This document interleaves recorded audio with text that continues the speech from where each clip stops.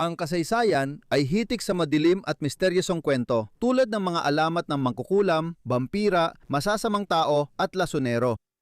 Sa video na ito, pag-uusapan natin ito at iba pa.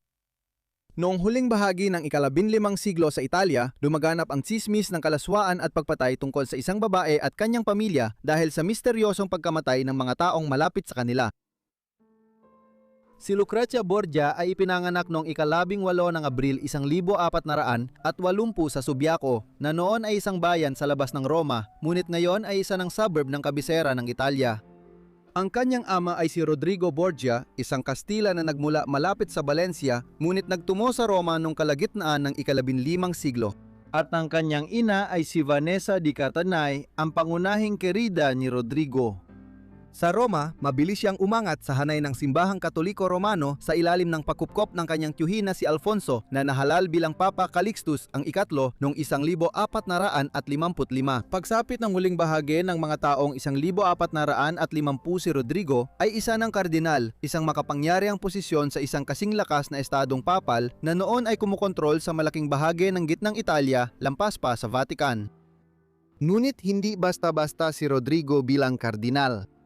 Marami siyang naging kabit at nagkaanak ng ilan, bagamat hindi ito kakaiba para sa mga taong simbahan noong panahong yon.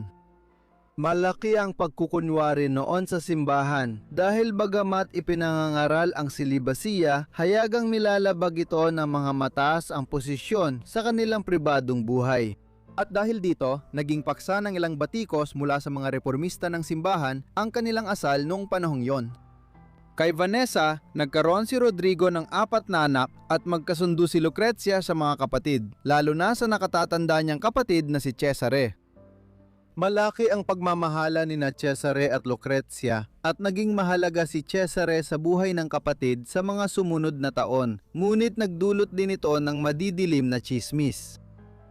Bilang anak ng isa sa mga pinakakilalang relihiyosong personalidad noong panahon na yon, nabigyan si Lucrezia ng napakahalagang edukasyon sa bagong humanistang pag-aaral na umusbong sa Italia noong panahon ng Renaissance, na nakatuon sa mga sinaunang manunulat na Griego at Romano. Tinuruan siya ni Adriana Orsini mula sa Milan. Sa pamamagitan ni Orsini, natutunan ni Lucrezia ang ilang wika at naging bihasa siya kalaunan sa Espanyol, Catalan, Pranses, Italiano at Latin. Bagamat ang kanyang humanistang edukasyon ay nakabatay sa Griego at Romanong panitikan, retorika, politika, lohika at pilosopya na mga pangunahing asignatura ng humanistang kurikulum. Lumalaki si Lucrezia sa isang magulong panahon sa kasaysayan ng Italia. Bagaman sentro ng sibilisasyong Europeo ang Italia noon at umaakit ang mga lungsod gaya ng Roma, Florencia, Venecia at Milan, sa mahuhusay na artista, magulo ang kalagayan ng politika sa tangway. Hindi ito nagkakaisa, kundi nahati sa mahigit 20 malalaki at maliliit na mga lungsod-estado. Ang pinakapangunahing mga ito ay ang mga Maritime Trading Republic ng Genoa at Venecia. Ilang mga lungsod-estado sa Hilaga tulad ng mga duchy ng Milan, Ferrara at Urbino, Florencia at Tuscany na tila isang republika, ngunit sa katunayan ay pinamumunuan ng kilalang pamilyang Medici at ang estado ng Papa na pinamumunuan mula sa Roma sa gitnang Italia. Sa timog, ang kaharian ng Napoles at ang isla ng Sicilia ay kontrolado ng Espanya.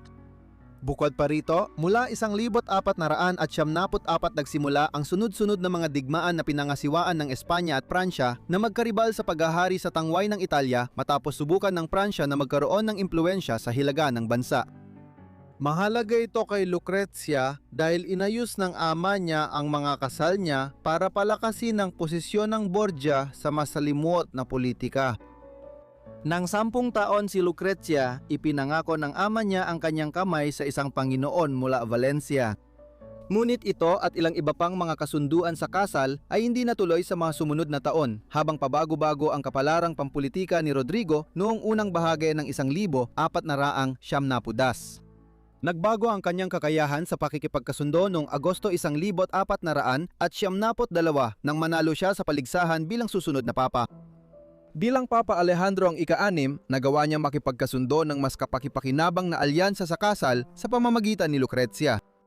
Noong ika-12 ng Hunyo, 1473 pinakasalan niya si Giovanni Sforza, isang miyembro ng makapangyarihang pamilyang Sforza na namumuno sa Duchy ng Milan at ilang maliliit na estado sa hilaga ng Italia.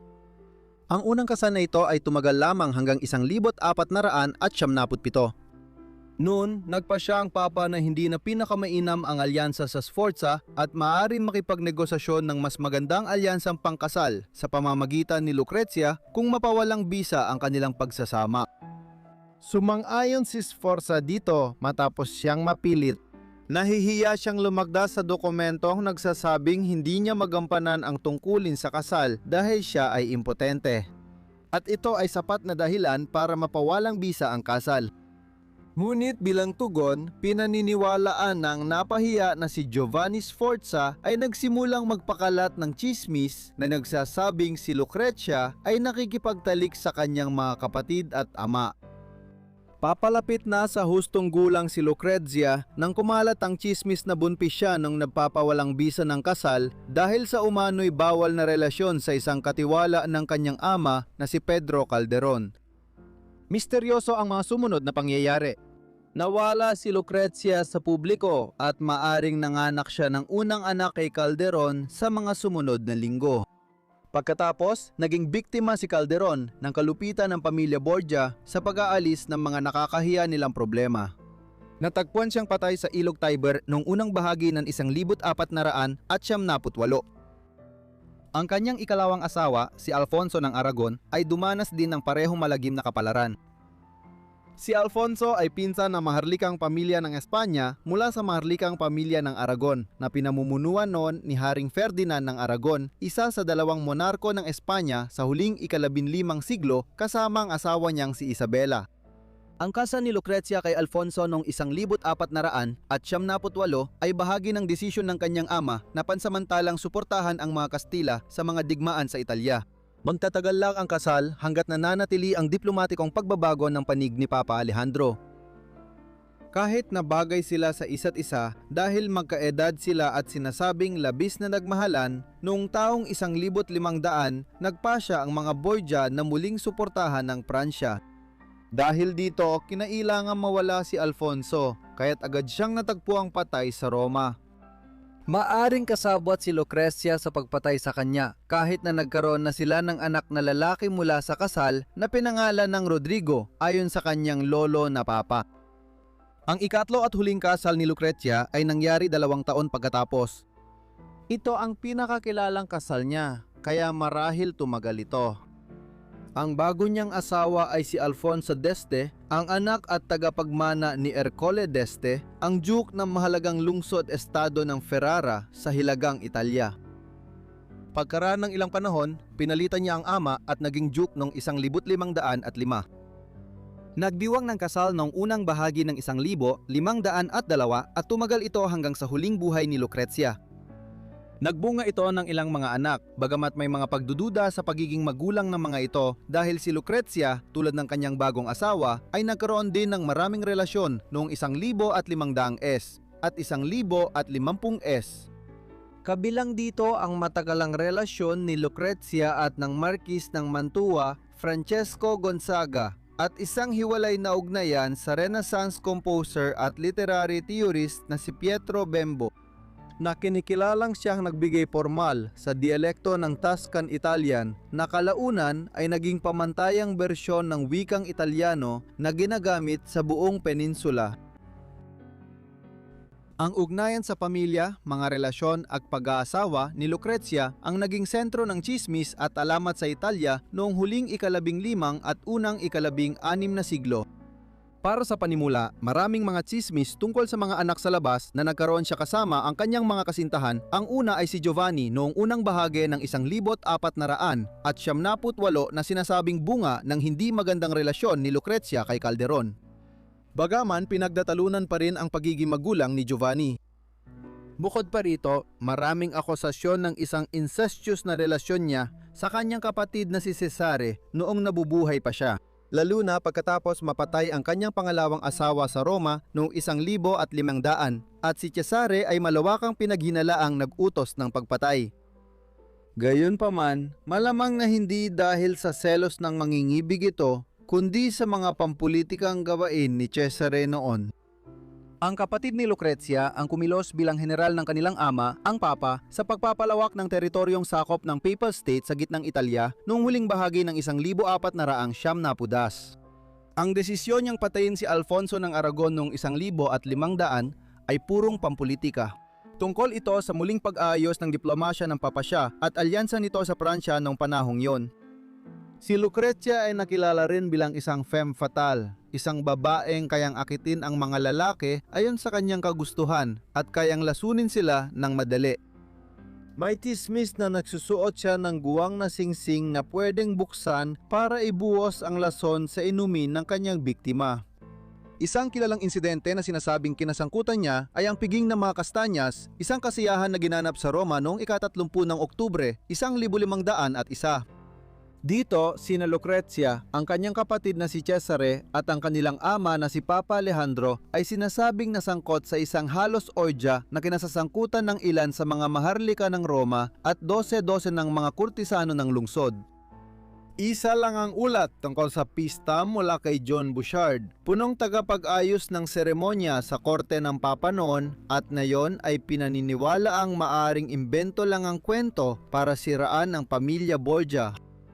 Posible rin naman na si Lucrezia ay hindi talaga isang mapanuksong babae. O hindi rin naman mas naging iskandaloso ang buhay pag-ibig niya kaysa sa ibang babaeng maharlika noong huling bahagi ng Renaissance sa Italia. Walang duda na itinuturing siyang napakaganda ng mga tao noong kanyang panahon, pero hindi naman ibig sabihin nito na nagdulot ito ng anumang masamang pag-uugali sa kanya. Sa halip, mukhang nabansagan siya dahil sa mga kadudadudang gawain ng kanyang pamilya noong dekada 1490 at 1500. Ang kanyang amang si Papa ay may mga kabit at hinikayat ang kanyang anak na lalaki na magtatag ng sariling kaharian sa gitnang Italya gamit ang yaman ng banal na sede ng Roma. At si Cesare ang pinakakilalang masama sa mga Panginoon ng Renaissance na nagdulot ng kaguluhan sa gitnang Italya noong dekada 90 ng 15 siglo. Siya ay naging malaking impluwensya kay Niccolò Machiavelli nang sinulat ito ang kontrobersyal na tratadong pampulitika, The Prince, pagkalipas ng ilang taon. Ginugol ni Lucrezia ang kanyang buhay bilang nasa hustong gulang sa korte ng Este sa Ferrara, kung saan naging duke ang kanyang ikatlong asawa noong 1505. Tulad ng nabanggit, nagkaroon siya ng sunod-sunod na relasyon na normal lang noon sa huling bahagi ng Renaissance sa Italia. Naging mas komplikado ito dahil si Francesco Gonzaga, isa sa kanyang mga kasintahan, ay may syphilis noon o bago nagsimula ang kanilang relasyon. Isang sakit na nakukuha sa pakikipagtalik na nagkaroon ng malaking epekto sa Europa noong huling ika-15 siglo matapos ang ugnayan ng mga Europeo sa Amerika. Bagaman madaling gamutin na yon, gamit ang antibiotics, dati ay unti-unti nitong sinisira ang katawan. Nagsisimula sa pamamantal sa ari at kumakalat sa iba pang bahagi ng katawan. Sa huli, nagdudulot ito ng deformidad. Madalas, bumabagsak ang ilang bahagi ng katawan tulad ng ilong kapag tumagal ng ilang buwan o taon ang sakit. Ngunit hindi nahawa si Lucrezia kay Francesco dahil mas hindi basta nadadapuan nito ang mga babae. Ang kanyang ama, si Papa Alejandro, ay namatay noong Agosto 1503. Isa siyang kakaibang tao na naging malupit na prinsipe ng Renaissance na lumabag sa lahat ng patakaran ng kanyang tungkulin. Ngunit maalala pa rin siya ng may pagmamahal ng ilan sa mga papa noong panahong yon. Humina ang posisyon ni Cesare matapos mamatay ang kanilang ama, kaya nagsimula siyang mawalan ng kontrol sa ilang teritoryo sa gitnang Italia na nasakop niya noong dekada 90 ng 15 siglo. Sa huli, siya ay inaresto ni Haring Fernando ng Aragon at inilipat sa Espanya noong 1504. Gumugol siya na mahigit 18 buwan sa bilangguan doon bago makatakas at magsimula ng isang pag-aaklas sa hilaga ng bansa na nagtapos sa kanyang pagkamatay noong Marso 1507. Kaya sa loob lamang ng ilang taon, noong 1500 si Lucrezia ay mula sa pagiging anak ng isa sa pinakamakapangyarihang pamilya sa Italia ay naging isang nag-iisang tao na nagmula sa bumagsak na angkan ng Borgia. Nagkaroon siya ng hindi bababa sa 8 anak, nakaduda-duda ang pagiging lehitimo at maaaring umabot pa sa 10. Depende sa tunay na magulang ng 2 pang iba. Gayunpaman, nagkaroon din siya ng ilang mahirap na pagbubuntis at pagkalaglag noong 1,500 S at 1,050 S at sa huli, ang magulong kasaysayan ng kanyang panganganak ang naging dahilan ng kanyang pagkamatay. Noong ika-14 ng Hunyo, 1,519, nanganak siya ng isang batang babae na pinangalan ng Isabela. Muling nagkaroon ng komplikadong pagbubuntis si Lucrezia at ngayon ay hindi na siya nakabawi. Nagkasakit siya pagkatapos manganak at kahit na bumuti ang kanyang kalagayan sa loob ng ilang araw sa sumunod na linggo, lalo siyang lumala at namatay noong ika-24 ng Hunyo sa edad na 39. Inilibing siya sa simbahan ng Corpus Domini sa Ferrara, ang huling mahalagang personalidad sa magulong dinastiya ng Borgia na naging tanyag sa Italya mula kalagitnaan ng ika-15 siglo. Si Lucrezia ay isa sa pinaka-pinag-aralang babae ng maagang makabagong Italya mula noong siya'y namatay. Noong 1833 sumulat ang dakilang Pranses na manunulat na si Victor Hugo nang dulang ipinangalan sa kanya at muling isinalaysay ang bersyon ng kanyang buhay. Samantalang noong ika-20 at unang bahagi ng ika-21 siglo, tampok siya sa maraming libro, pelikula, serya sa telebisyon at maging sa isang video game. Sa mga ito, maraming mga tsismis na bumalot sa kanya noong siya'y nabubuhay pa ang naging tampok. Para sa susunod nating kwento, mananatili tayo sa Italia, ngunit aabante tayo sa 1,600 kung saan isang babae ang umano'y naglason ng mahigit 600 katao. Si Giulia Tofana ay tila isang Sicilian na malamang ay ipinanganak noong 1,570 o 1,600 S. Nagmula siya sa isang payak na pamilya at halos walang impormasyon tungkol sa kanyang kabataan. Sa katunayan, ang unang mga tala tungkol sa kanya ay lumitaw lamang noong unang bahagi ng dekada 1,630 kung kailan siya ay nasa hustong gulang na. Ang tanging iba pang tiyak na impormasyon tungkol sa kanya ay tila siya ay tubong lungsod ng Palermo sa Sicily kung saan siya naninirahan noong una siyang nabanggit sa kasaysayan. Madalas na pinaniniwala na siya ay anak ni Tofania d'Adamo, isang paniniwala na nakabatay sa katotohanan ng maraming tao sa Italia noong ika-17 siglo ang kumukuha ng unang pangalan ng kanilang magulang at ginagamit ito bilang kanilang apelyido. Kaya si Tofania d'Adamo ay naging Giulia Tofana. Gayunpaman, maaring wala talagang kaugnayan sa dugo ang dalawa at maaring masyadong sabik lang ang mga tao na makita ang ugnayan ng mag-ina sa pagitan ng dalawang henerasyon ng mga Sicilian na lasonera.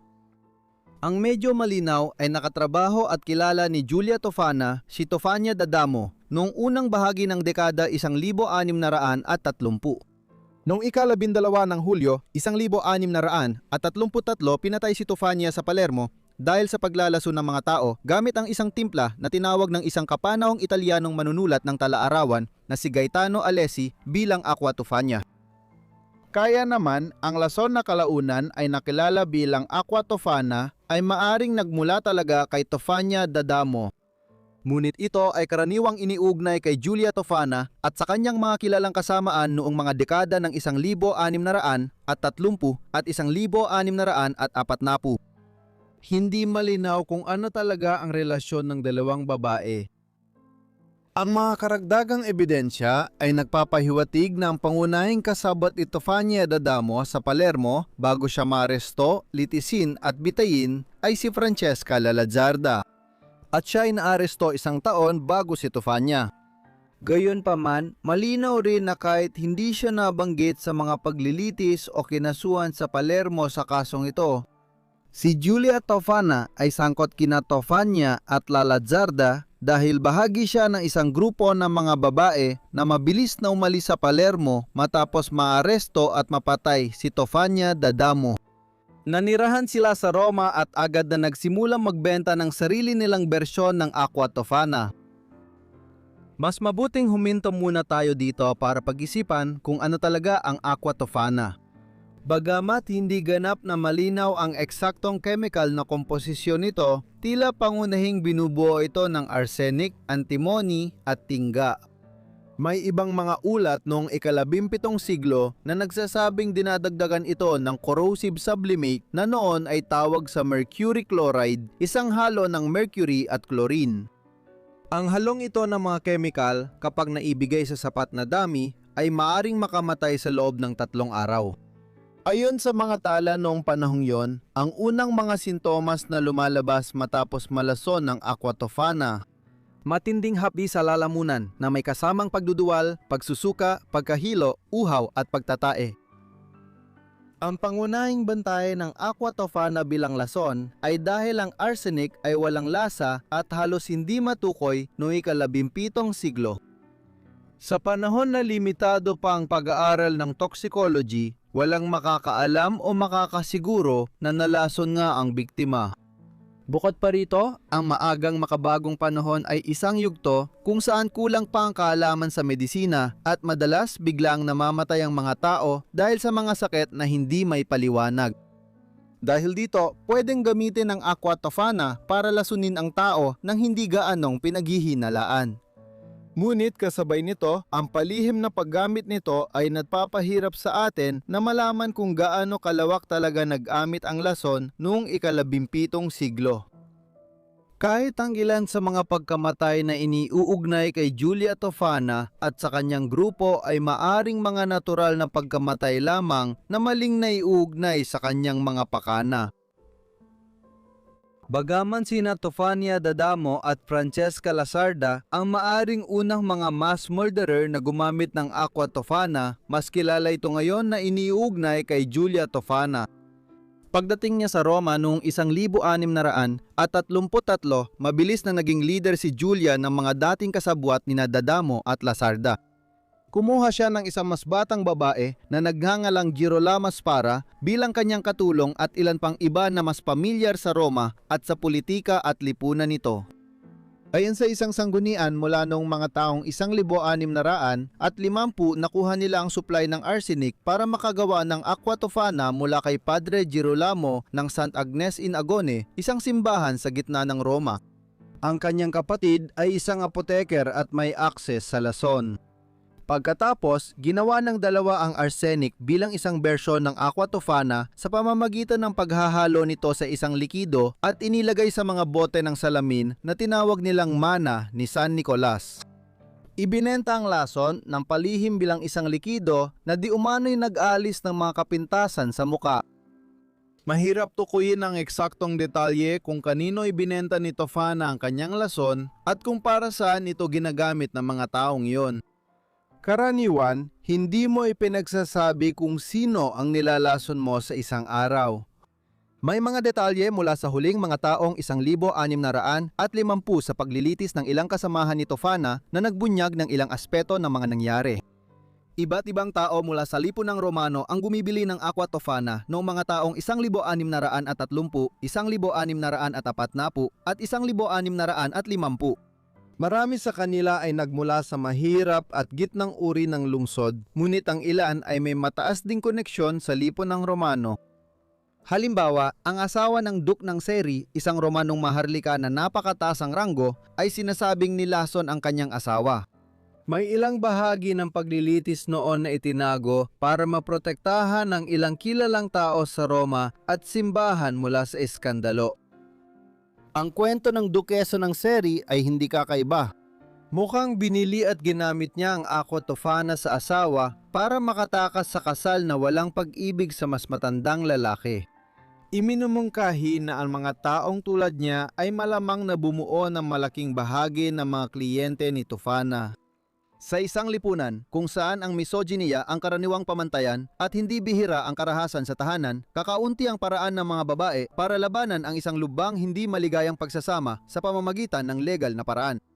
Dahil dito, hindi nakapagtataka na maraming babae sa maagang modernong Italia ang dumulog sa mga tagapagbenta ng lason, tulad ni Julia Tofana, upang katulungan silang makaalis sa kanilang mahirap na kalagayan.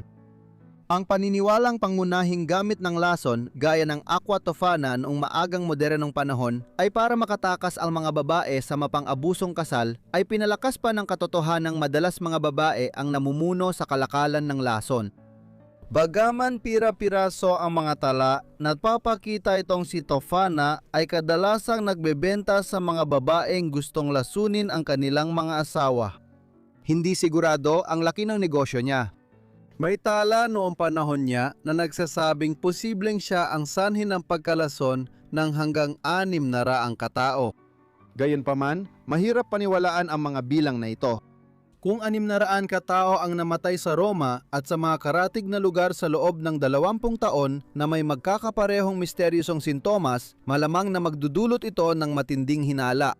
Gayunpaman, si Tofana ay may maasang grupo na kasama niya at malinaw na marami siyang kliyente na nag-ingat ng kanyang mga lihim at nasiyahan sa kanyang produkto. Bukod pa rito, ang katotohanang ang mga sintomas ng lason ay kahawig ng isang lumalalang sakit ay nangangahulugan na madali niyang magagawang siya ang may kagagawan sa lahat ng mga pagkamatay na ito nang hindi napapansin ng iba. Gayunpaman, malamang na hindi lang sa Aqua Tofana kumikita sina Tofana at Spara. Ayon sa mga pananaliksik nitong mga dekada, ang mga tagagawa ng lason sa mga lungsod ng Europa noon, gaya ng Paris, Venice at Roma, ay bahagi ng isang mahiwagang ilalim ng mundo na kinabibilangan ng paggawa at bentahan ng lason, paggawa ng anting-anting, pagbabasa ng palad, astrolohiya, at minsan, pag-oorganisa ng pagpatay gamit ang bayarang mamamatay tao. Bagaman kakaunti ang mga tala, malamang nasangkot din si Julia Tofana sa mga ganitong gawain sa halos 20 taon niyang paninirahan sa Roma matapos lumipat doon mula sa Palermo. Malaki ang mga panganib para kay Tofana. Kapag siya ay nahuli, tiyak nahaharap siya sa mabigat na parusa. Ang paglalason ng mga tao sa ganitong paraan ay itinuturing na isang napakabigat na krimen noong unang panahon at matitinding parusa ang ipinapataw sa mga gumagawa ng ganitong gawain. Halimbawa, may dalawang magkaibang salaysay tungkol sa kung paano pinatay si Tofania da Damo matapos siyang mahatulan noong 1633. Pareho silang hindi kaya-aya.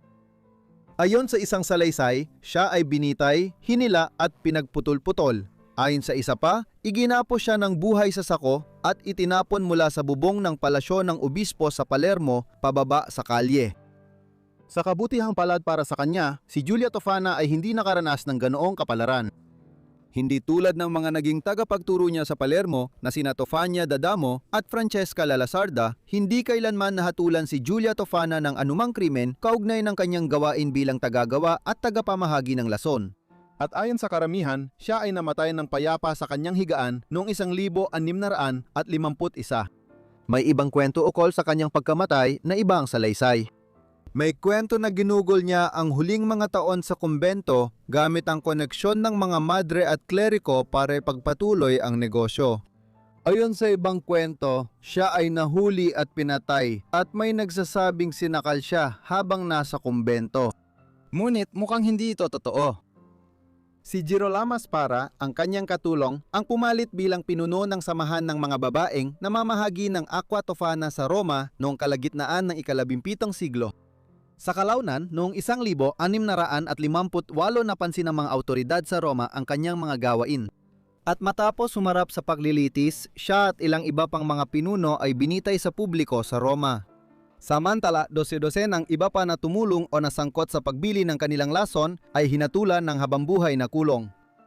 Ibinunyag ng mga paglilitis at sumunod na pangyayari ang dami ng kliyente ni Tofana at Spara at ang kanilang mga posisyon. Sa loob ng lipunang Romano noong kalagitnaan ng ika-17 siglo, nasangkot pa ang mga aristokrata at maging ang mga mataas na opisyal ng simbahan. Ang Aqua Tofana ay nanatiling kilala at ginamit kahit lampas pa sa panahon ni Julia Tofana. Naging kilala noong unang bahagi ng ika-18 siglo ang mabagal na lason na ginawa niya, kaya't ginamit ang Aqua Tofana bilang pangkalahatang tawag sa anumang mabagal na lason sa kanlurang at gitnang Europa. Pinaniniwala ang ganitong uri ng lason sa inumin ang sanhi ng maraming biglaan o misteryosong pagkamatay.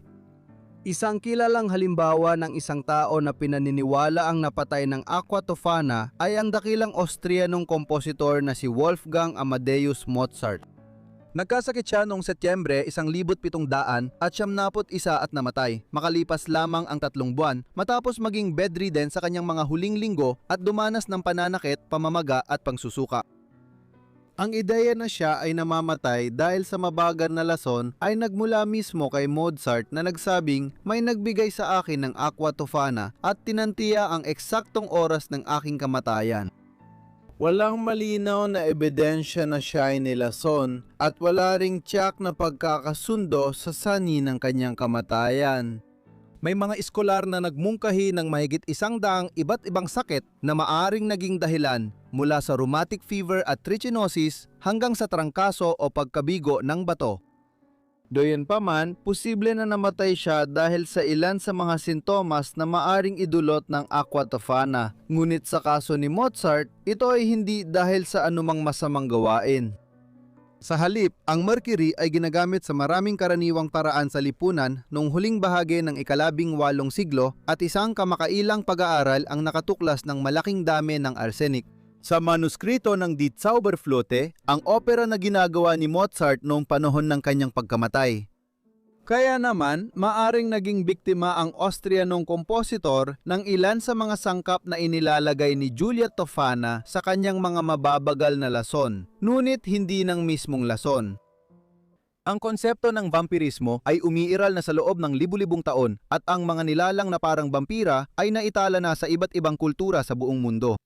Isa sa mga babaeng pinaghinalaang vampira ng mga lokal dahil sa kanyang kakaibang kilos ay si Eleanor von Schwarzenberg.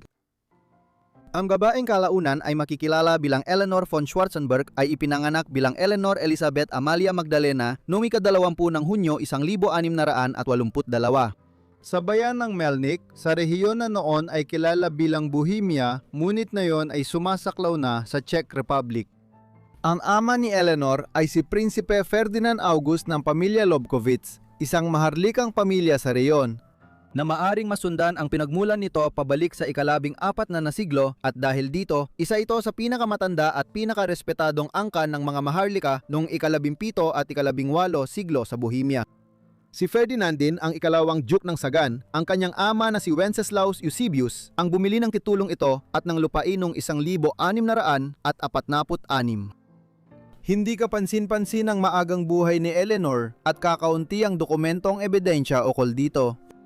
Malamang na nakatanggap siya ng tipikal na edukasyon ng babaeng aristokrata noong huling ika-17 siglo na nakatuon sa pagsasayaw at tamang asal sa korte. Malamang natutunan din niya ang Latin at tiyak na Pranses na nagiging pangunahing wika ng mga korte ng aristokrata sa Europa noon. Noong ika-7 ng Disyembre 1700 at isa sa edad na 19, ikinasal si Eleonora kay Adam Franz. Si Karl Eusebius, na noong panahong yon ay tagapagmana ng prinsipalidad ng Schwarzenberg, isang malaking prinsipalidad sa loob ng Archduchy ng Austria. Ito ang pangunahing aristokratikong titulo sa Bohemia. Ang titulo ng Schwarzenberg ay nag-ugat pa noong mataas na gitnang panahon at si Adam ay kalaunan naging prinsipe ng Schwarzenberg noong 1703. Ang kasal niya kay Eleanor, gaya ng ibang aristokratikong unyon noong unang makabagong panahon, ay isang pinansyal na transaksyon at alyansa. Sa ganitong kasunduan, madalas ang ama ng babae ay nagbibigay ng malaking dote sa ama ng lalaki. Kaya, ang isang panig ay nakikinabang sa pera, habang ang pamilya ng babaeng ikakasal ay madalas nakakaangat sa antas ng lipunan kapag nakapagbigay ng malaking dote. Ganyan din ang nangyari kay Eleanor, na mula sa aristokratikong pamilya pero nat-asawa sa mas kilalang pamilya. Kapalit nito, ang ama ni Adam na si Prinsipe Ferdinand Wilhelm ay tatanggap ng dote na 20,000 gilder o gintong barya. Isang napakalaking halaga. 3,000 gilder ang dapat bayaran kaagad at ang natitira ay huhulugan sa mga susunod na taon. Ang kasal ni Eleanor at Adam ay puno ng mga pagsubok mula pa sa simula. Nang pag-usapan ng kani-kanilang ama ang kasal nila, si Adam ay may relasyon noon sa anak ng Austrianong embahador sa Roma na lihim niyang pinakasalan. Para matuloy ang kasal kay Eleanor, napilitan si Adam na ipawalang bisa agad ang lihim nilang kasal. Dahil dito, agad nasira ang relasyon ni Eleanor at ng kanyang bagong asawa. Hindi rin gumanda ang mga bagay. Hindi nabuntis si Eleanor sa mga sumunod na buwan at maging sa mga taon. Nang magkaroon sila ng anak, isang babae ito na pinangalan ng Maria Ana na isinilang noong Disyembre 1706 na 1706. Walang lalaking tagapagmana na magpapatuloy sa tuwirang linya ng prinsipe ng Schwarzenberg. Para hindi pa sapat ang mga problemang ito, lalo pang naging komplikado ang relasyon ni na Eleonora at Adam nang pakasalan ng ama ni Eleonora ang kapatid ni Adam na si Maria Elisabeta. Dahil dito, naging bayaw ni Eleonora ang sarili niyang ama, isang alanganing sitwasyon. Bukod pa rito, nagkaroon ng alitan matapos nito dahil hindi natutupad ni Ferdinand ang kanyang mga bayad sa dote kay Adam. Bukod dito, nakunan si Eleonora noong 1709 at pagkatapos ay lumabas ang mga paratang ng pagtataksi laban sa kanya.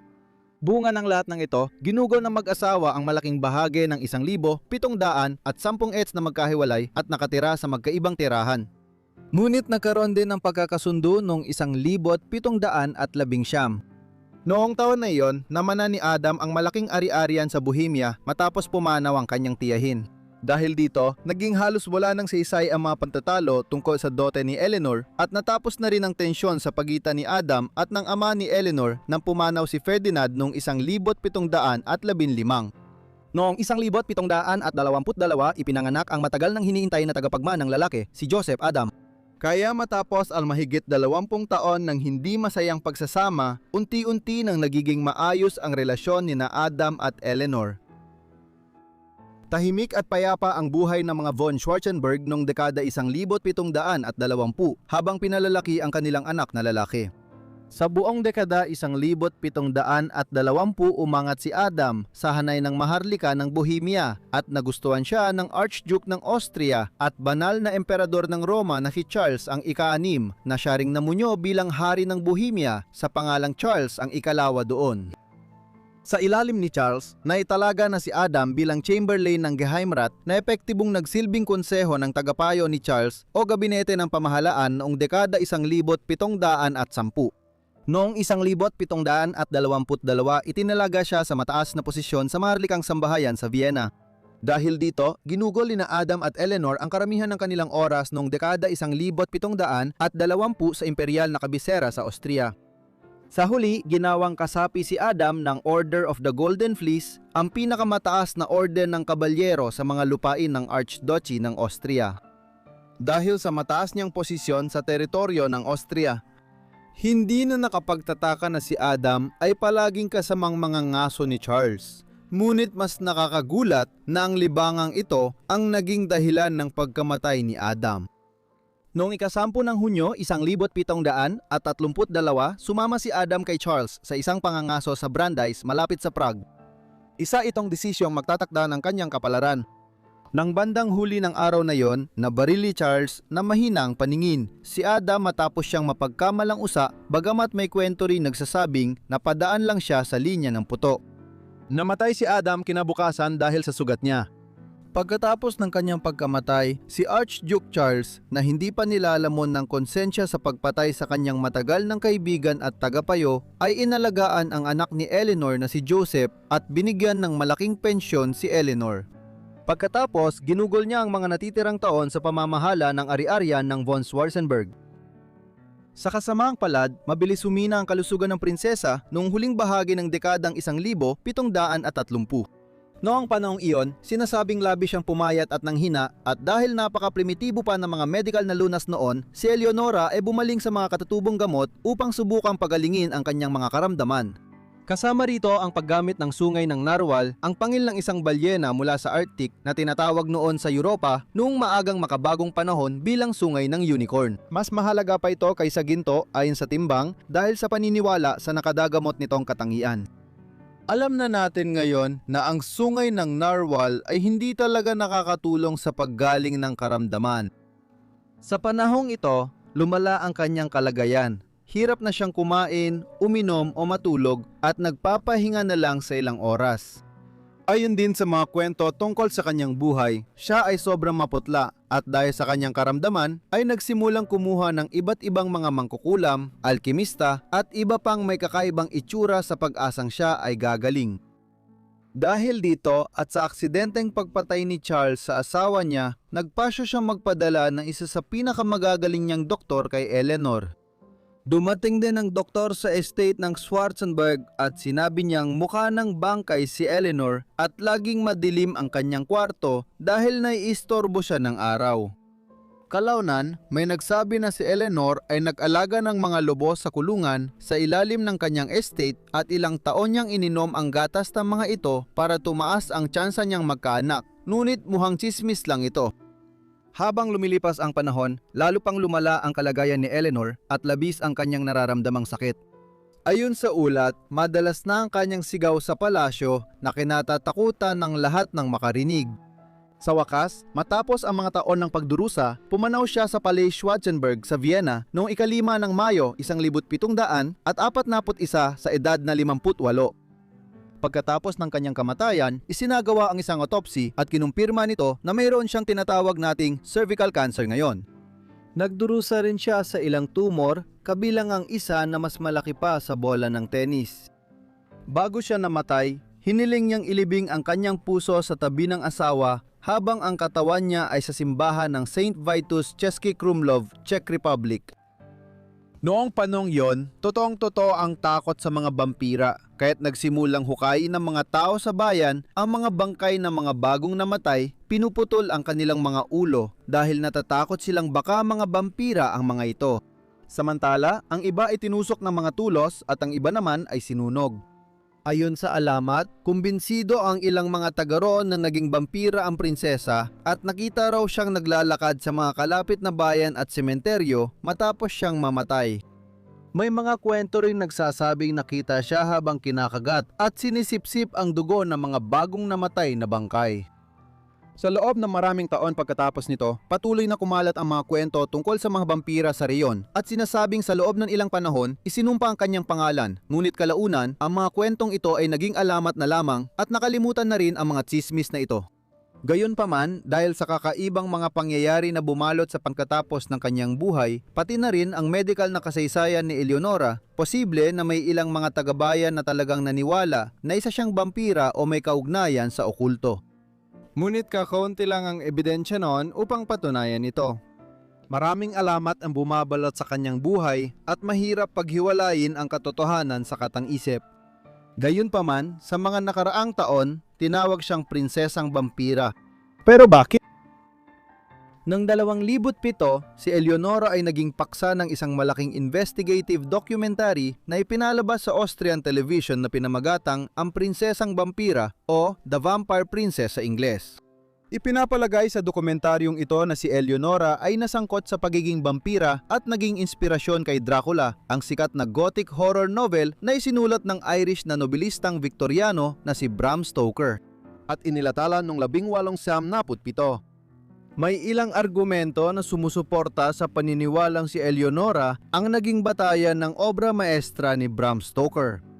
Halimbawa, minsan ay may alternatibong unang kabanata ang Dracula kumpara sa inilathala noong 1897.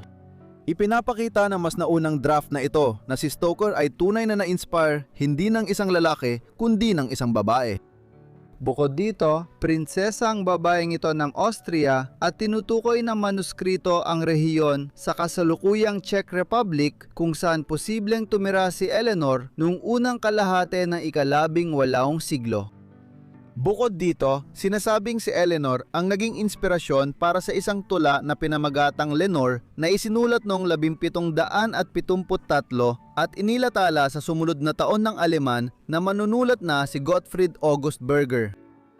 Ito ay isang gothic na balada na bagamat hindi talaga nagpapakita ng typical na vampira ay may mga elemento ng pagiging vampira at itinuturing na isa sa mga unang malaking impluwensya sa pag-unlad ng panitikan tungkol sa mga vampira. Ang tula ay nasa Bohemia sa paligid ng lupain ng von Schwarzenberg. At ang pamagat ng tula ni Berger bilang Lenore, isang pinaikling bersyon ng Eleanor, ang naging dahilan kung bakit inangkin ng mga dokumentarista noong 2007 na si Eleanor ang naging batayan ng gawa ni Berger. Lagpas isang siglo nang lumipas mula kay Bram Stoker.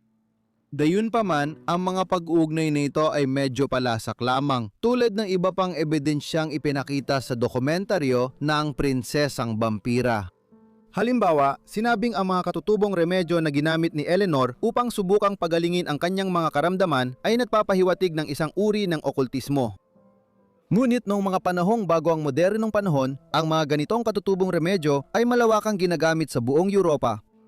Ngunit marahil ang pinakakagiliw-giliw na ebidensyang inilahad ng mga dokumentarista upang igiit na si Eleanor ay nasangkot sa vampirismo at siya ang naging inspirasyon para sa mga akda ni na Berger at Stoker.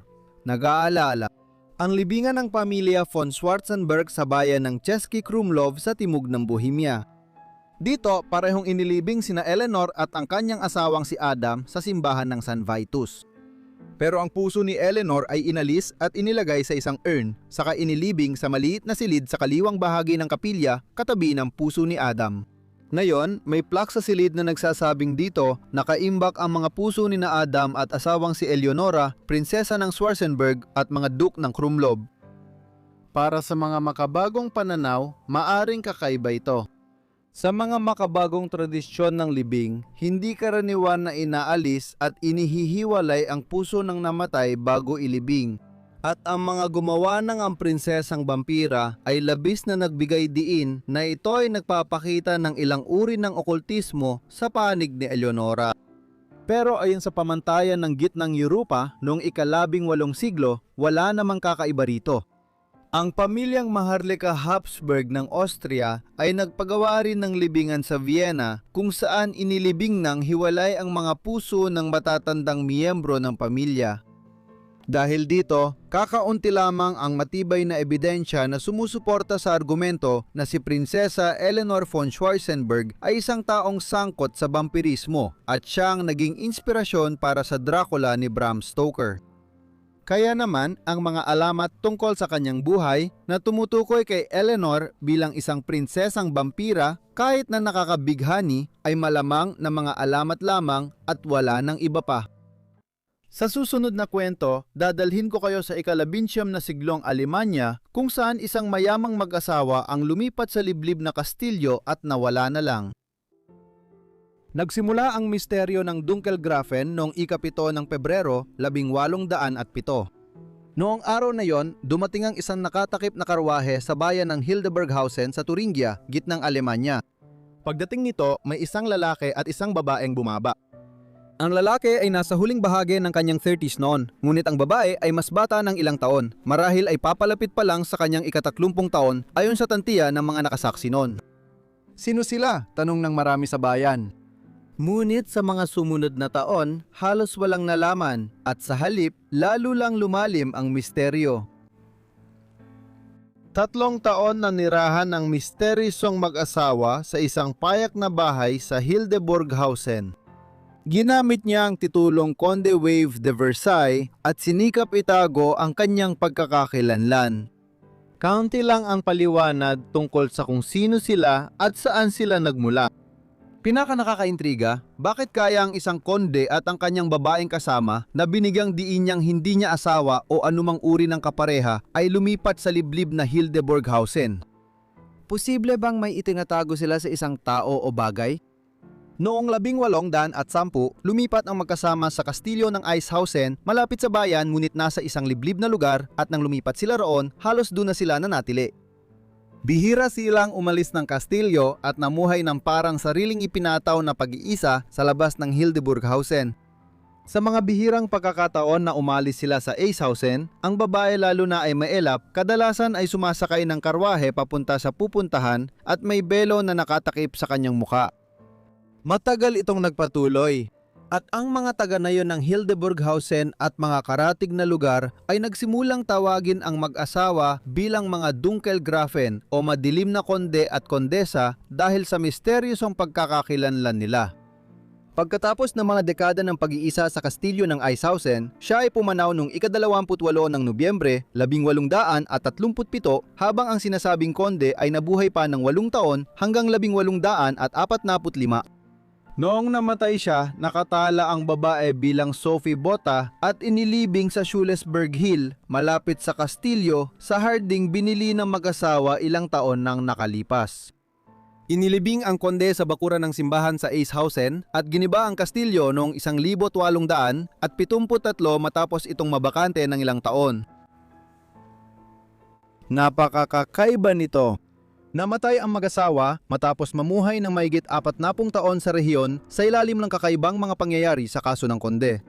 Kaya kahit ilang taon nang lumipas mula nang sila'y mamatay, patuloy pa ring nagtatanong ang mga taga Hildburghausen kung sino talaga ang mga dayuhang namuhay malapit sa kanila at may isang teoryang naging pinakasikat. Pagkatapos ng pagkamatay ng konde noong 1845, agad na nabunyag na ang lalaki ay hindi naman talaga isang konde. Sa halip, isa siyang Olandes na nagngangalang Leonardus Cornelius van der Vaalt na nagsilbing kalihim sa embahada ng Olanda sa Paris mula tagginit ng 1700 at 98 hanggang tagsibol ng 1700 at 99. Bakit siya nagsinungaling at nagkunwaring mababang ranggong aristokrata? At kung hindi naman siya konde, kundi simpleng kawani lang, paano nila nabili ang kastilyo at tumira ron kasama ang babaeng kasama niya nang hindi nagtatrabaho o kumikita ng pera sa loob ng dekada? Mas naniniwala ang marami na tila isa siyang habang buhay na tagapagbantay.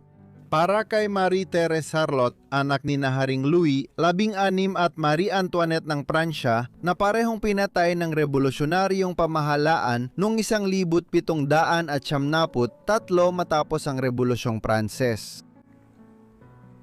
Balikan natin kung sino si Marie-Thérèse. Ipinanganak siya sa palasyo ng Versailles malapit sa Paris noong Disyembre 11, 1778. Siya ang panganay na anak ni Haring Louis ang ika-16 at ng kanyang reyna na ipinanganak sa Austria, si Marie Antoinette. Si Marie-Thérèse lang ang natatanging anak sa tatlo na nabuhay hanggang pagtanda. Mayroon siyang dalawang nakababatang kapatid na lalaki, sina Louis Joseph na ipinanganak noong 1781 at Louis Charles na ipinanganak noong 1785 na kapwa namatay dahil sa tuberculosis nung sila ay 7 at 10 taong gulang ayon sa pagkakasunod. Maaring napabilis ang pagkamatay ni Louis Charles dahil sa di makataong pagtrato ng revolusyonaryong gobyerno sa Paris noong unang bahagi ng 1770. Noong 1789, sumiklab ang Rebolusyong Pranses sa buong Pransya. Sa katapusan ng taon, sina Marie-Thérèse at mga magulang niya ay ikinulong sa kanilang bahay sa Paris ng mga revolusyonaryo. Sa loob ng ilang panahon, pinayagan sina Louis at Marie na manatiling hari at reyna ng bansa bilang mga simbolikong pinuno. Dahil sa pakikipagsabuatan nila sa mga dayuhang gobyerno para ikayatin ang Austria, Britain at iba pa na makialam sa France, nagpasya ang pamahalaang Pranses na litisin ang monarko at ang kanyang asawa. Pareho silang napatunayang nagkasalanan pantataksil at binitay noong 73.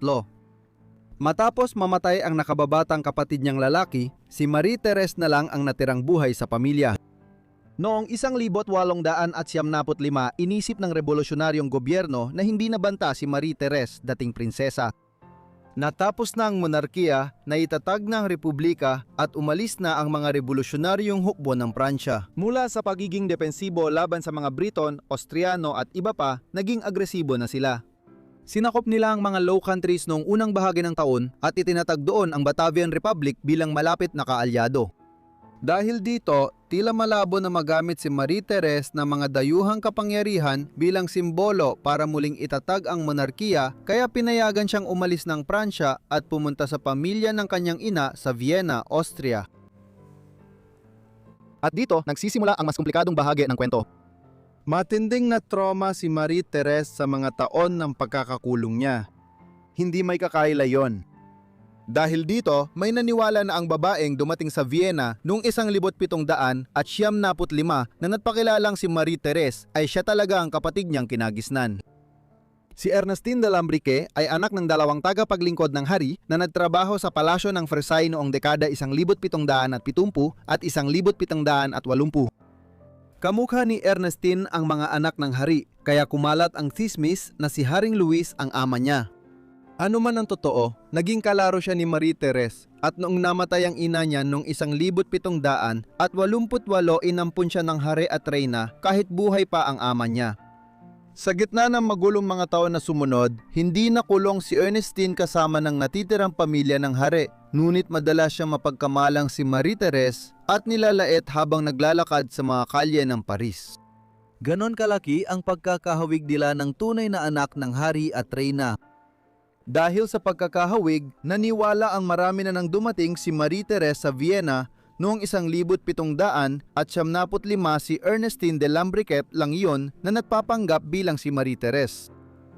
Iminumungkahi ng teoryang ito na labis na natrauma si Marie Therese sa mga pangyayari mula 1789 hanggang 1775 na noong siya ay pinalaya, nais na lang niyang gugulin ang kanyang buhay sa pag-iisa malayo sa mga korte at pamahalaan. Sa ibang lugar na ang tanging gagawin lang ay gamitin siya bilang isang kasangkapan, sa mga digmaan habang ang mga Briton, Austriano at iba pa ay patuloy na naglalaban sa Pransya sa halos buong panahong yon hanggang 1815. Dahil dito, ang teorya ng Dunkelgrafen ay nagsasabing ang babae na naglalakbay sa mga korte ng Europa sa loob ng mga dekada matapos ang 1775 na nagpapanggap bilang Marie Therese ay si Ernestine de Lambriquet talaga.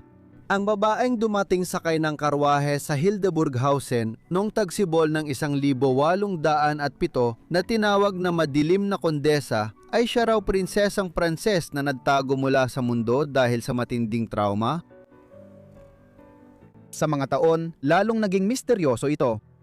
Maraming historiador at mahilig sa kasaysayan ang nagsaliksik tungkol sa madilim na kondesa at Dunkelgrafen. Lalo pang dumami ang mga haka-haka dahil dito. Halimbawa, natuklasan na hiniling ng korte ng Austria na payagan si Ernestine de Lambriquet, kaibigan sa pagkabata at kasama ni Marie Therese, na sumama sa kanya papuntang Vienna noong 1775. Ngunit sa panahong ito, iniulat na hindi matagpuan si Ernestine. Marahil iniisip ng marami na ito ay dahil nasa Paris na si Ernestine, nagpapanggap bilang si Marie Therese at papuntang Vienna bilang siya. Bukod pa rito, ang pagsasaliksik tungkol sa grupo ng mga individual na pinaniniwala ang naglakbay mula Paris papuntang Vienna kasama si Marie Therese noong 1775 ay nagbunyag ng ilang kakaibang anomalya.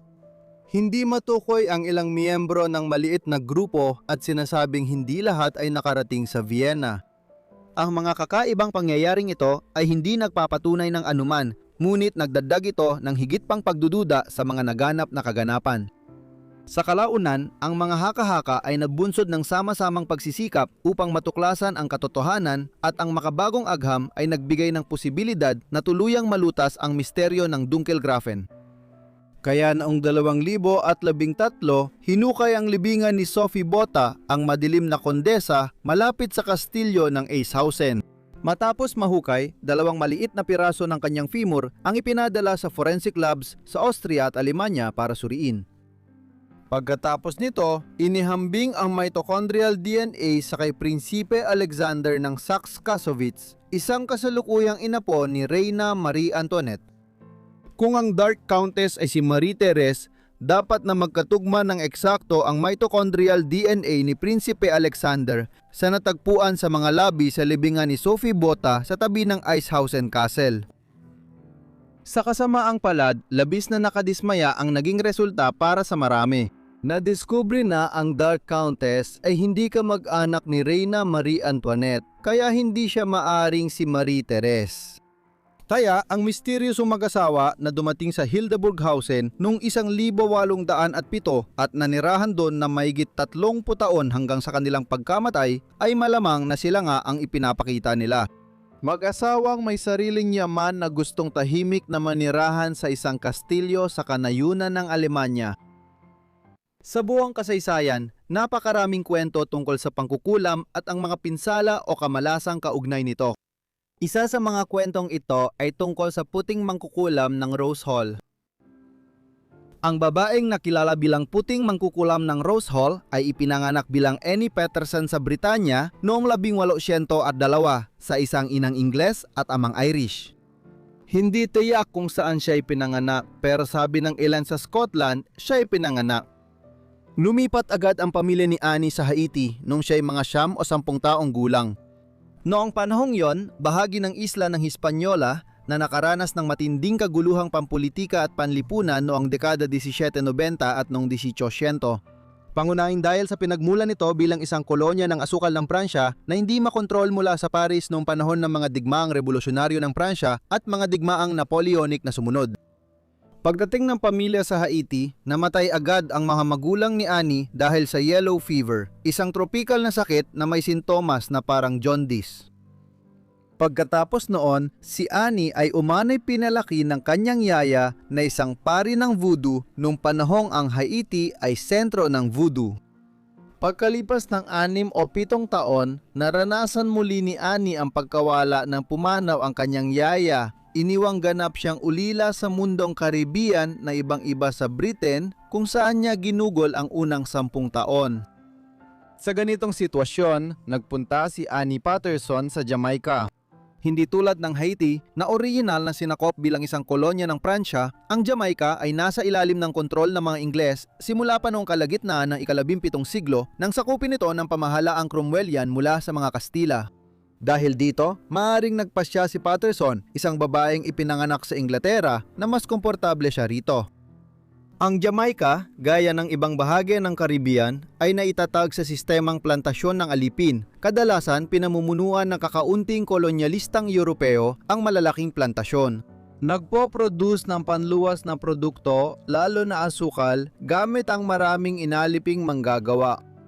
Ngunit noong panahong iyon, si Annie ay walang ideya na ang kanyang paglipat sa Jamaica ay magdudulot sa kalaunan ng paglikha ng kasumpa-sumpang kwento ng White Witch at ito ay malapit na kaugnay ng manor ng Rose Hall. Ang manor ng Rose Hall ay itinayo noong dekada 1700 at 70 ng isang prominenteng miyembro ng kolonyal na komunidad sa Jamaica, si John Palmer. Kasabay ng pagpasok ng pera mula sa kolonyalismo sa Jamaica, dumami ang mga marangyang bahay plantasyon.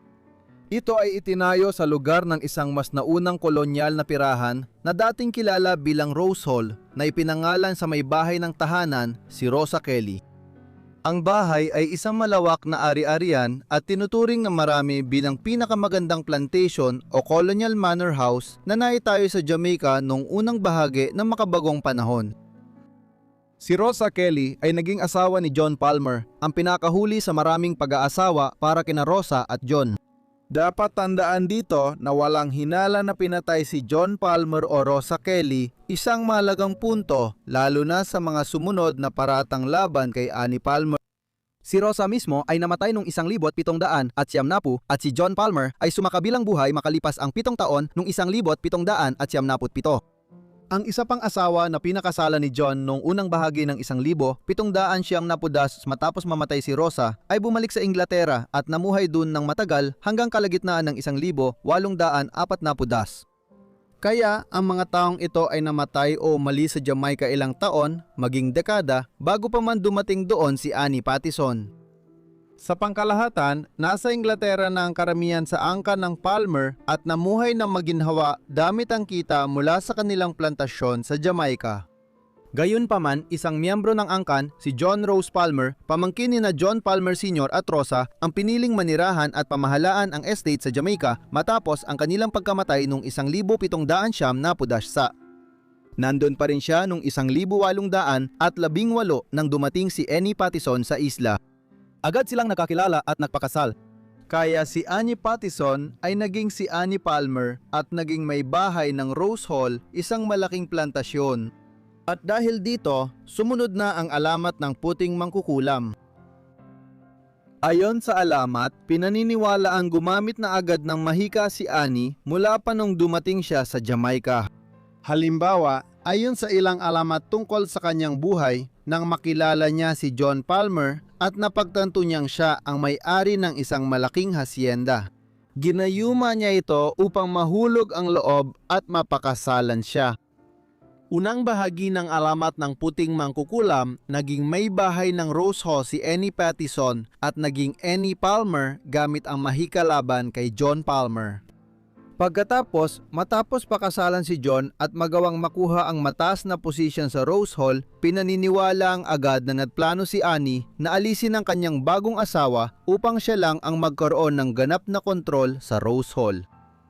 Ilang sandali matapos silang ikasal at manirahan bilang mag-asawa sa manor, pinaniniwala ang nilaso ni Annie si John at pinatay ito upang makuha ang kontrol sa taniman. May ibang kwento na nagsasabing posibleng nilason din niya ang iba pang miyembro ng pamilya Palmer. Sa panahong ito, marami sa kanila, gaya ng nakita natin kanina, ay matagal nang namatay dahil sa natural na dahilan, sa ilang kaso, umaabot pa ng 20 o higit pang taon. Makalipas ang kaunting panahon, sinasabing muling nag-asawa si Annie mayon sa isang Ingles na may-ari ng plantasyon na ayon sa mga tsismis ay agad din niyang pinatay sa pamamagitan ng pananaksak. Pinaniniwalaan ding nagkaroon ng ikatlong kasal si Annie at natapos din ito sa parehong paraan makalipas ang ilang buwan o taon. Ayon sa kwento, ginamit ng puting mangkukulam ang isa sa mga inaliping lalaki sa taniman para sakalin hanggang mamatay ang bagong asawa niya. Sa parehong pagkakataon, sinasalungat ng iba't ibang kwento tungkol sa buhay ni Annie na kumita siya sa pagpatay sa mga sumunod niyang asawa sa parehong paraan kung paano siya naging nag-iisang ginang ng Rose Hall matapos niyang patayin si John Palmer. Sa mga sumunod na taon matapos niya makuha ang kontrol, sinasabing pinamahalaan ni Annie ang taniman sa marahas at sadistikong paraan. Sinasabing pinalo ni Annie ng latigo ang mga inaliping tao doon at pinahirapan sila at maging ang ilan ay pinatay pa niya. Bukod pa rito, isinama sa kwento ang ilang bahagi ng kanyang mga nakaraang taon sa Haiti. May ilang mga kwento, halimbawa, na nagsasabing si Annie ay nasangkot sa mga gawain ng voodoo na noon pa man at hanggang ngayon ay malapit na inuugnay sa Haiti. Marahil ang pinakakapansin-pansin, sinasabing ipinarenovate ni Annie ang silong ng Rose Hall at ginawang parang piitan kung saan niya isinasagawa ang kanyang mga pagpapahirap. Pinakamatindi, may mga sabi-sabi pa na pinatay ng White Witch ang mga anak ng ilang inaliping manggagawa sa Rose Hall at pagkatapos ay kinuha ang kanilang mga buto para gamitin bilang sangkap sa kanyang mga itim na mahika. Bagamat maraming alamat at iba't ibang kwento tungkol sa ugali ni Annie, karamihan ay nagkakasundo na natapos ang buhay ng White Witch nang siya ay napasangkot sa alitan kay Taku, isang dating inaliping lalaki na dati niyang naging kasintahan. Sinasabing pinatay ni Palmer ang isa sa mga kamag-anak ni Taku at bilang ganti, pinatay siya ni Taku gamit ang kombinasyon ng itim na mahika at pisikal na puwersa. May ibang bersyon ng pangyayari na hindi dramatiko at diretsong sinasabi lang. Nagalit si Taku sa puting mangkukulam dahil kumuha ito ng ibang kasintahan mula sa iba pang mga inaliping manggagawa at dahil dito, sinakal lang ni Taku ang babae habang natutulog ito. Sa ikatlong bersyon ng kwento, ang manugang ni Taku ang sinasabing sangkot sa pagpatay sa kanya. Pero hindi pa doon natapos ang kwento. Iba't ibang bersyon ang nagsasabing sa mga buwan at taon matapos ang kanyang kamatayan, patuloy na gumagala ang espiritu ni Annie sa manor at paligid ng Rose Hall, tinatakot ang mga alipin at mga katulong na gusto niyang parusahan dahil hindi nila siya naprotektahan noong siya ay nabubuhay pa. Ito ay kahit nagsagawa ng voodoo ritual ang mga inaliping manggagawa sa taniman para matiyak na hindi na siya makaganti mula sa kabilang buhay.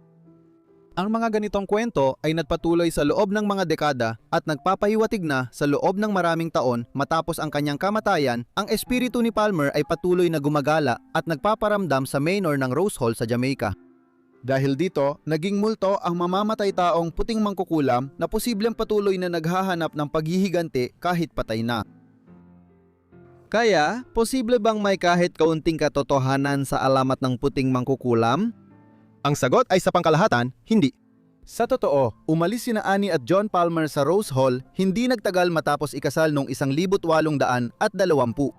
Sa kabila ng karangyaan ng manor, nagkaproblema sa pinansyalang estate noong unang bahagi ng ika-19 na siglo dahil unti-unting ipinagbawal ang pagkaalipin sa mga kolonya ng Britanya.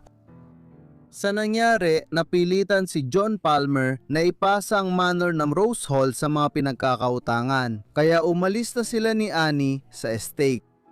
Hindi tiyak ang sumunod na ginawa nila, habang ang Rose Hall Manor ay pinabayaan ng halos 130 taon bago ito muling itinayo at tinirhan noong kalagitnaan ng ika-20 siglo.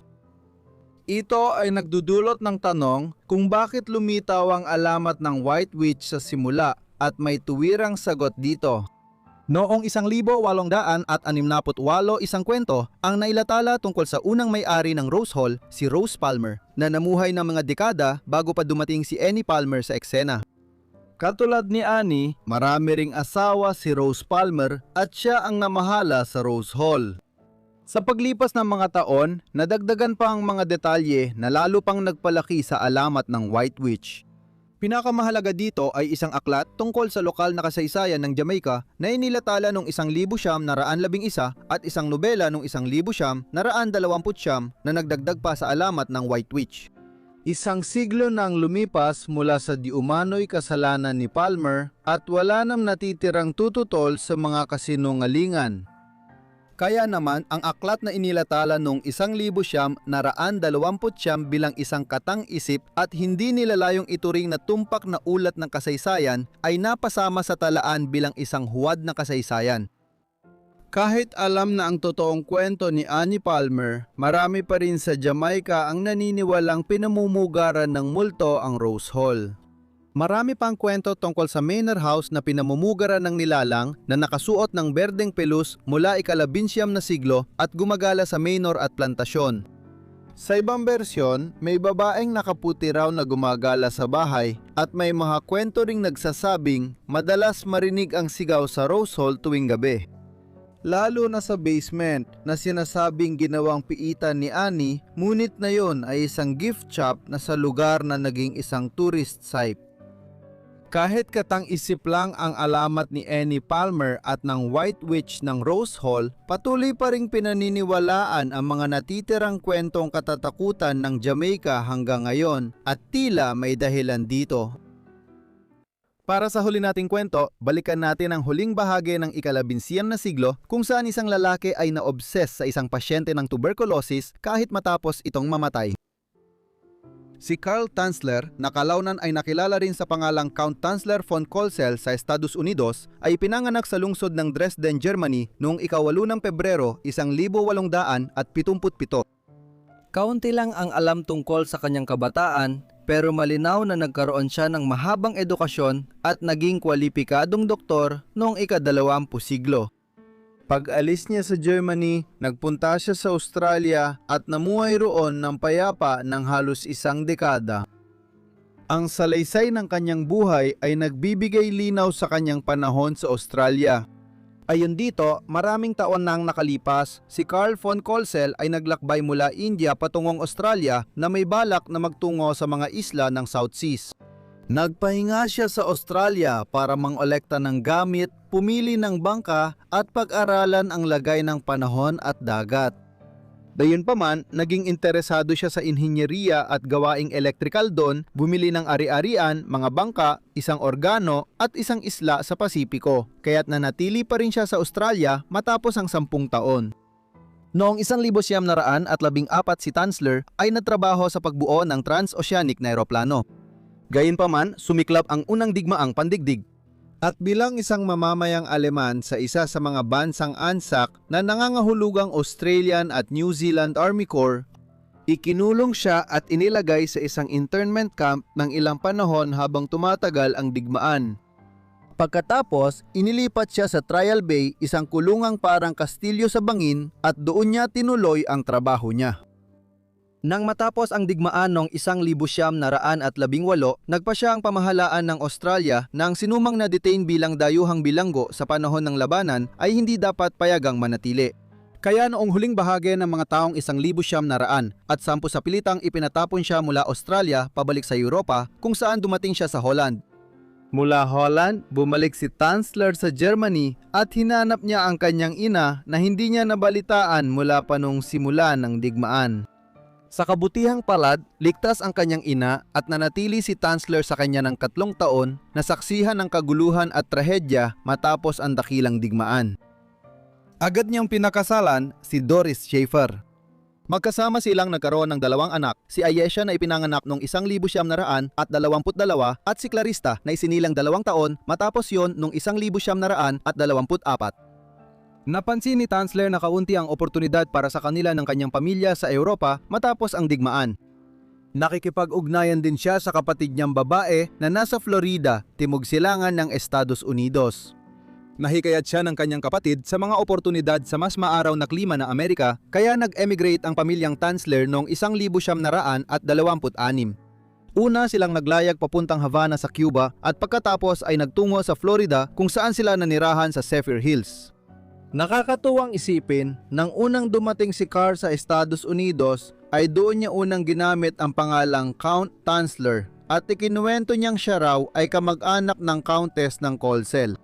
Isa mang ingibig noong ika-18 siglo ng hari ng Poland na si Augustus the Strong, na ang multo raw ay regular na dumadalaw sa kanya nung siya ay bata pa. Ayon kay Tanzler, tuwing dinadalaw siya, nakikita niya sa mga pangitain ang mukha ng babaeng may maitim na buhok na magiging pag-ibig ng kanyang buhay. Ilang sandali matapos silang dumating sa Zephyr Hills, iniwan ni Carl ang kanyang pamilya dun upang magtrabaho bilang isang X-ray technician sa Marine Hospital sa Key West sa timog ng Florida.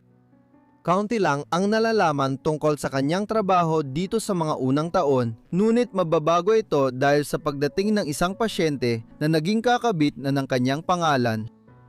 Noong ika-22 ng Abril, 1930 pumasok sa ospital si Maria Elena Milagro de Hoyos, isang Cuban-American na babae. Anak siya ng tagagawa ng sigaro at isang may bahay at lumaki sa malaking pamilya. Sa araw na ito, dinala siya ng kanyang ina sa ospital dahil matagal na siyang nakakaramdam ng sakit. Si Tanzler ay agad na nabighani sa kanya mula nang pumasok siya sa kanyang klinika dahil ang dalaga ay kahawig na kahawig ng aparisyon ng babae. Ayon sa kanya, mula pagkabata ay binibisita siya ng aparisyon na sinasabing ito ang itinakdang tunay niyang pag-ibig. Agad na nabighani si Tanzler sa kanya, ngunit ang resulta ng medical na pagsusuri sa dalaga ay nakababahala. Si Elena ay nagdurusa sa tuberculosis, isang nakahahawang sakit na dulot ng bakterya, at noong unang bahagi ng ika-20 siglo, kakaunti lamang ang mabisang gamot o lunas para rito, kaya't karaniwan itong nakamamatay noon. Bukod dito, malamang na hindi rin nakatulong si Tanzler sa kalagayan ni Elena sa mga sumunod na buwan. Wala siyang tiyak na pagsasanay sa pagharap sa mga sakit tulad ng tuberculosis, ngunit dahil sa pagkahumaling niya, determinado siyang iligtas si Elena. Dahil dito, sa halip na ipasa ang pag-aalaga kay Elena sa mas may sapat na kaalaman, siya mismo ang nag-asikaso at gumawa ng mga espesyal na tonics at gamot para subukang gamutin ang kanyang kalagayan. Ipinakita rin niya ang kanyang pagkahumaling kay Elena sa pamamagitan ng regular na pagbibigay ng mga regalo tulad ng alahas, damit at iba pang mga bagay, pati na rin ang pagpapahayag ng kanyang pagmamahal. Dayunpaman, walang palatandaan na ginantihan ni Elena ang mga damdaming ito. Sa huli, pumanaw si Elena makalipas ang 1 taon at kalahati noong ika-25 ng Oktubre, 1931. Sa katunayan, ang sakit at ang nakakahawang katangian nito, pati na rin ang pagiging nakamamatay, ang naging dahilan kung bakit ilang miyembro ng pamilya ni Elena at mga kamag-anak niya ang namatay rin dahil dito sa mga sumunod na taon. Isang alternatibong teorya naman ang nagsasabi na si Tanzler, sa kanyang pagsisikap na hindi mawala ang ugnayan niya sa babaeng kanyang kinahumalingan, ay siya mismo ang naglason kay Elena. Unti-unti, gamit ang isang solusyon na binubuo ng ugat ng wolfsbane at aconite na pinalabnaw. Kaduda-duda ang ebidensya sa teoryang ito at mas malamang, batay sa nangyari sa iba niyang kapamilya na si Elena ay namatay dahil sa tuberculosis. Kahit patay na si Elena, hindi pa rin natapos ang obsesyon ni Tanzler. Matapos mamatay si Elena, pumayag si Tanzler na sagutin ang gastos ng kanyang libing sa Key West. Malaki ang ginastos niya para sa nakataas na nicho sa sementeryo at halos gabi-gabi niya itong binisita kay Elena sa loob ng 2 taon at kalahati. Gayunpaman, lalo pa itong naging mas obsesibo. Isang gabi ng Abril 1933 ginawa ng doktor ang kanyang nakagawiang pagpunta sa Key West Cemetery upang bisitahin ang mausoleum ni Elena. Si Tanzler ang nagbayad sa mamahaling libingan niya at isa sa kasama rito ay ang pagkakaroon niya ng susi sa libingan. Malinaw na hindi maganda ang kalagayan ng kanyang pag-iisip pagsapit ng tagsibol ng 1933. Sinabi niya na regular siyang pinapakita ng multo ni Elena tuwing bumibisita siya sa libingan noong early 1930. Bukod pa rito, kamakailan lang siyang nawalan ng trabaho sa klinika sa Key West sa hindi malamang dahilan. Dagdag pa rito, kamakailan lang siyang hindi nakadalaw sa libingan ni Elena at ang dahilan ay dahil may pinaplano siyang isang napakadramatikong bagay. Sa gabing iyon, noong Abril 1933, inalis niya ang nabubulok na katawan ni Elena mula sa libingan at inilagay ito sa isang laruan na kariton na dala-dala niya. Pagkatapos, dinala niya ito sa kanilang bahay. Pagdating doon, hinarap ni Dr. Tanzler ang nakakakilabot na problema ng isang bahagyang nabubulok na bangkay. Inayos niya ito sa pagdugtong ng mga butong na hiwalay gamit ang piano wire at iba pang materyales. Nilagyan niya ng mga matangyari sa salamin ang mga butas ng mata nito bilang pamalit sa natural nitong mga mata na nabulok na sa panahong iyon. Habang lumilipas ang mga araw at linggo at lalong nabubulok ang katawan ni Elena, pinalitan niya ang ilang bahagi ng balat nito ng kilang seda na pinatigas ng wax at plaster of Paris na gamit sa paggawa ng molde. Umabot pa si Tanzler sa puntong gumawa siya ng peluka para sa katawan habang patuloy na nalalagas ang buhok nito mula sa bungo. Ang ilang buhok na ito ay mula sa ina ni Elena na kinuha at itinabi ni Tanzler. Pinakakakaiba sa lahat, nilagyan niya ng tela at iba pang mga panapik ang tiyan at dibdib ni Elena upang mapanatili ang anyo ng isang normal na katawan ng tao at binihisan pa niya ang bangkay. Pinakanakakagulat, gumamit siya ng iba't ibang disinfectant at mga pampatagal ng buhay upang gawing medyo malinis ang bangkay at nilagyan pa niya ito ng pabanggo para matakpan ang amoy ng pagkabulok. Ginawa ang mga paraang ito ng pagpapanatili sa lumang eroplano malapit sa bahay niya na ginawang pansamantalang medical na laboratorio ni doktor. Dito nagsimulang maging mas kakaiba ang mga pangyayari. 7 taon na tulog si Carl Tanzler sa kama niya kasama ang bangkay ni Maria Elena de Hoyos. Pero may mga balitang kumakalat sa Key West. Maraming usap tungkol sa lalaking mahilig mag-isa at laging bumibili ng pambabaeng damit at pabango sa bayan. May kwento pa tungkol sa isang kabataan na nakakita kay doktor na sumasayo sa bahay niya kasama ang malaking manika. Kalaunan, narinig din ng pamilya de Hoyos ang mga usap-usapang ito at naniwala silang baka totoo ang mga iyon. Narinig ni Florinda, kapatid ni Maria Elena, ang mga bagong usap-usapan tungkol sa doktor na nagpagamot sa kanyang kapatid 10 taon na ang nakalipas at nagbayad sa nicho na siya lang ang may susi. Lalo nito ang pinagtibay ang tismis na natutulog si Tanzler kasama ang bangkay gabi-gabi. Dahil dito, nagpunta siya sa bahay ni Tanzler at hinarap ito noong Oktubre 1940. Pagpasok niya sa bahay, nakita niya ang inakala niyang isang life-size na rebulto ng kanyang kapatid na ginawa ni Tanzler. Pagkatapos nito, agad niyang inalerto ang mga otoridad at nang sila ay sumaklolo at pumasok sa bahay ni Tanzler, doon lamang naging malinaw na ito pala ay ang labis na inayos na bangkay ng kanyang yumaong kapatid. Bilang resulta, mabilis na inaresto si Tanzler at kinasuhan ng pinakahalatang krimen na kanyang nagawa sa ilalim ng mga pangyayari, ang pagnanakaw ng bangkay. Lilitisin na si Tanzler sa pagnanakaw ng bangkay habang isinasagawa ang otopsya kay Maria Elena para malaman ang ginawa niya. Nagkaroon ng hinala na siya ay sangkot sa necrophilia, ngunit hindi ito napatunayan at sa ilalim ng pagtatanong, hindi inamin ni Tanzler na ginawa niya yon. Sa huli, matapos ang prosesong ito, ibinalik ang kanyang bangkay sa Key West Cemetery, kung saan ito inilibing sa isang libingang walang marka. Para maiwasan ang panghihimasok sa kanyang huling hantungan, ni Tanzler o iba pa dahil sumikat na ang kwento sa South Florida noon. Sumailalim si Tanzler sa psychiatric evaluation. Napatunayan na may sapat siyang katinuan para litisin sa kasong pagnanakaw ng bangkay. Agad bumagsak ang kaso dahil sinabi na lampas na ito sa statute of limitations dahil mahigit 7 taon na ang nakalipas nang mangyari ito. At dahil wala ng ibang kasong isasampa, si Tanzler ay naging malaya na. Kapansin-pansin, sa kabila ng lahat ng ito, si Tanzler ay naging paksa ng simpatya sa mga ulat ng media tungkol sa pangyayari dahil ang kanyang mga ginawa ay itinuring na gawa ng isang hopeless romantic. Matapos ang pagbagsak ng paglilitis at muling paglilibing sa katawan ni Hoyos, bumalik si Tanzler sa Pasco County sa Florida, malapit sa Zephyr Hills, kung saan niya iniwan ang kanyang pamilya noong kalagitnaan ng 19 na daan at 20 dash hindi nagtagal matapos niyang dumating sa Estados Unidos. Kahit iniwan at may kaduda-dudang asal noon, si Tanzler ay nabigyan pa rin ng kaunting pinansyal at materyal na suporta ng kanyang hiwalay na asawa. Ang mga huling taon ng buhay ng tinaguriang konde ay kasing kakaiba rin.